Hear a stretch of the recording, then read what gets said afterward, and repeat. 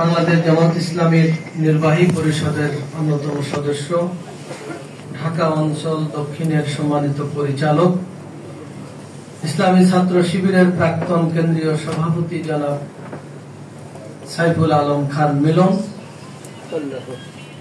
উপস্থিত বিশেষ অতিথিবৃন্দ, কেন্দ্রীয় কর্মপরিষদ সদস্য, বিশিষ্ট আইনজীবী অ্যাডভোকেট মশিউল আলম, কেন্দ্রীয় কর্মপরিষদ সদস্য,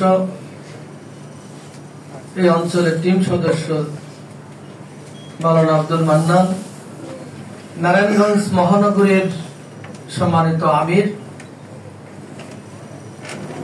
ইসলামী ছাত্র শিবিরের প্রাক্তন কেন্দ্রীয় সভাপতি, এই অঞ্চলের টিম সদস্য জনাব মাওলানা আব্দুল জব্বার, ঢাকা জেলা উত্তরের সম্মানিত সাবেক আমির আমাদের প্রিয় ভাই অধ্যক্ষ মোহাম্মদ আফজাল হোসাইন, ঢাকা জেলা উত্তর এবং দক্ষিণের সাবেক অনেক আমির এখানে উপস্থিত রয়েছেন।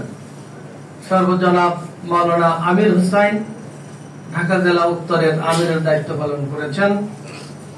সাবেক আমির ঢাকা জেলা দক্ষিণের মাওলানা মানসুর আহমেদ, ঢাকা জেলা দক্ষিণের সাবেক আমির জনাব ইঞ্জিনিয়ার আবুল হাশেম সহ সম্মানিত দায়িত্বশীলা ভাই এবং বোনেরা, আল্লাহ রাব্বুল আলামিন এই আন্দোলনের একজন শপথের কর্মী হিসেবে আমরা শপথ নেওয়ার পরে এই আন্দোলনে দায়িত্ব পালন করে যাচ্ছি। প্রধান অতিথিও বলেছেন, বিশেষ অতিথি বলেছেন, এই আন্দোলনের সাবেক আমিরে জামাত মাওলানা মতিউর রহমান নিজামী